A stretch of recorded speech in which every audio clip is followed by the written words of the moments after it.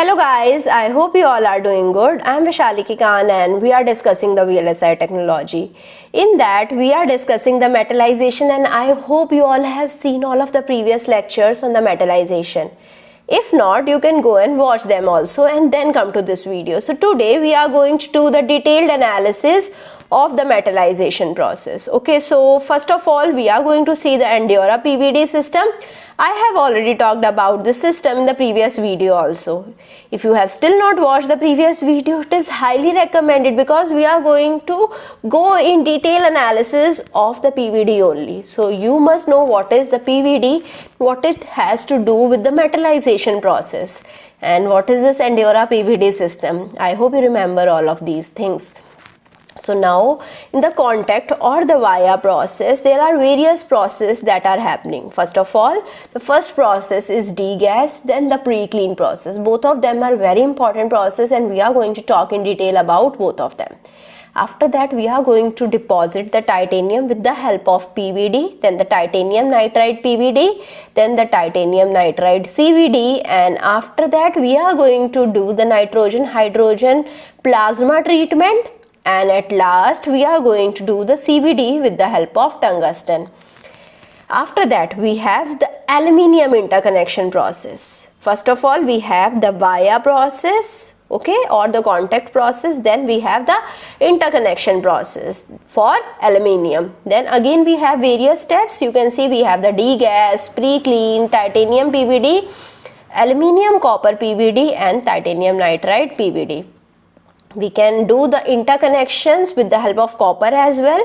In the next video I am going to talk in detail about the copper. Okay, so that would be a very important video. That would be the video for the future R&D purposes as well.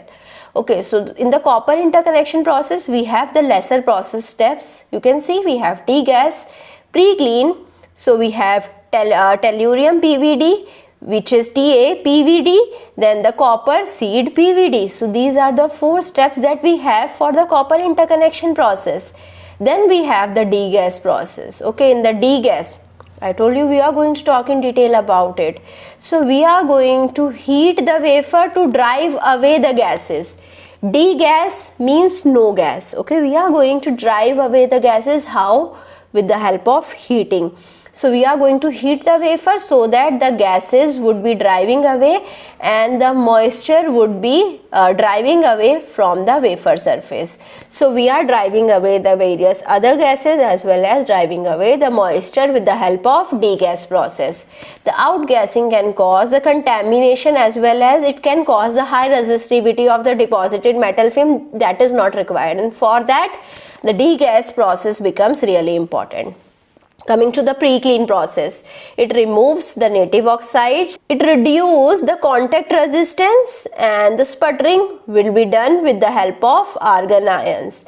Okay, we can use the RF plasma also. Okay, so RF plasma is a very important part of the pre-clean process. Whenever we want to do the cleaning process or the pre-cleaning process and the metallization, plasma is very important. We can use the argon ions also. Okay, so you can see we have the argon plasma. Okay, we have the argon ions coming. They are hitting the surface, and this is how when the argon ion is hitting the surface, it is removing this native oxide with the help of moment transfer.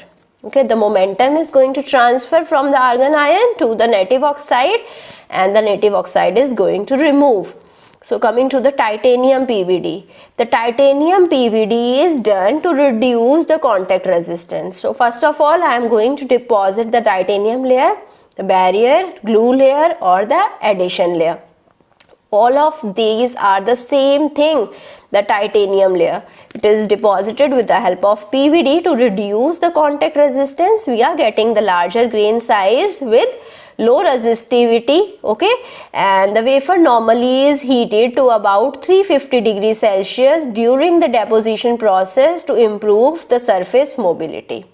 Right, so whenever I am going to do the titanium PVD, I am going to give a high temperature 350 degrees Celsius during the deposition process so that the surface mobility is going to increase. This thing is also going to increase the step coverage. Coming to the collimated sputtering. So here we are using some devices which are called the collimators. So in this hardware we have a special thing which are collimators. It is used for the titanium as well as titanium nitride deposition. What is the collimator doing? Collimator allows the metal atoms or the molecules to move in the vertical direction only. So whenever I want to do the gap fill, I want our ions to go in the particular direction only, and then I can use the collimator. So whenever I am using the collimators, the ions may reach to the bottom of the narrow contact or the via holes, and this is going to improve the bottom step coverage. So you can see when I have the bottom step, so whenever I am going to improve the step coverage, I have to use the collimators. Whenever I use the collimator, it itself is going to improve the step coverage of the bottom. This is the film that we have. This is the target. I am using the magnet. So this is the collimated sputtering. This plasma is going to erode the ions from the target, and these ions are going and depositing on this hole. So this is how we can cover the via holes with the help of the particular metal or with the help of the particular compound as well.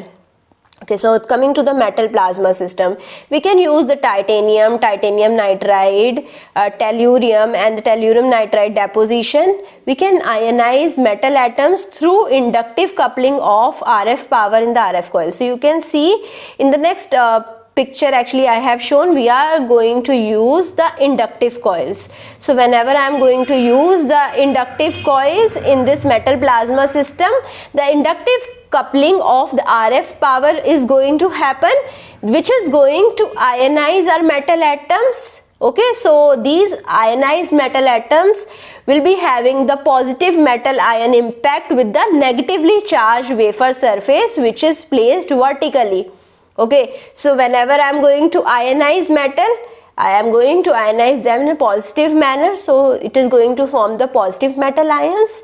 They are going to impact with the negatively charged wafer surface vertically, which is going to improve the bottom step coverage, and it is going to reduce the contact resistance as well. Okay, so we have the inductive coils over here. This is how we are having the negative voltage supplied to the target, and whenever I am using the ions, positive ions in the plasma, it is going to hit the target, and with the help of inductive coils, inductive coupling is going to take, and this is how we will be having the ionized metal plasma. Coming to the titanium nitride PVD. So it is a reactive sputtering process. We are using the argon and the nitrogen as the inert gas. Nitrogen molecules are dissociated in the plasma that we are using.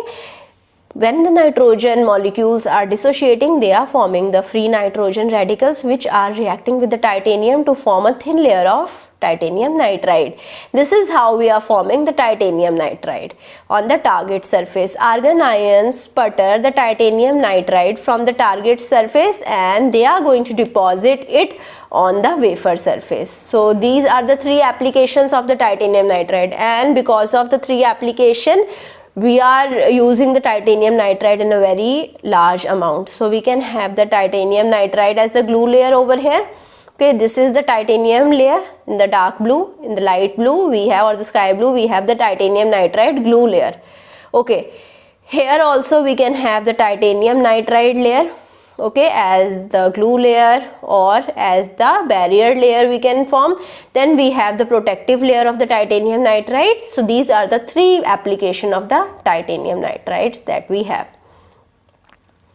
Okay, so coming to the aluminium copper PVD, we can do the PVD for the deposition of aluminium copper. Whenever we are depositing aluminium, we have to use 1% copper as well.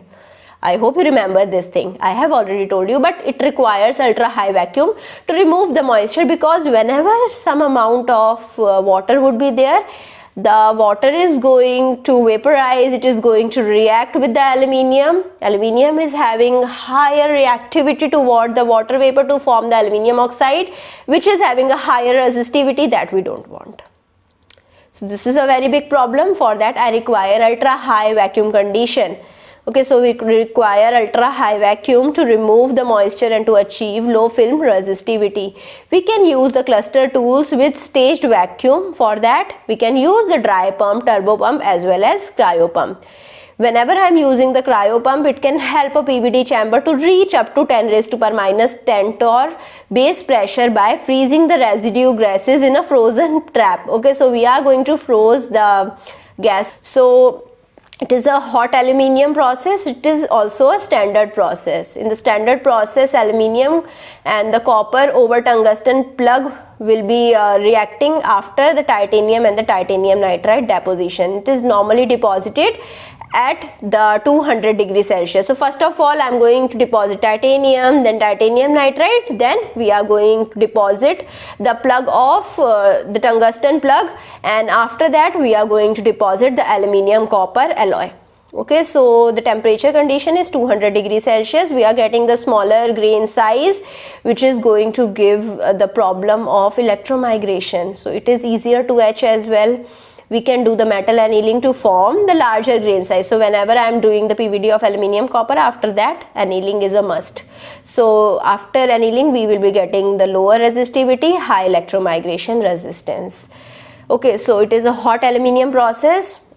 It can be used to fill the contact in the via holes, but it can be used after the filling of the contact and via holes by the tungsten as well for the interconnections. So it reduces the contact resistance. There are several process steps. First of all, I am going to deposit the titanium, then the aluminium copper seed layer at lesser than 200 degrees Celsius, then bulk aluminium copper layer deposition at the higher temperature, that is 450 degrees Celsius to 500 degrees Celsius.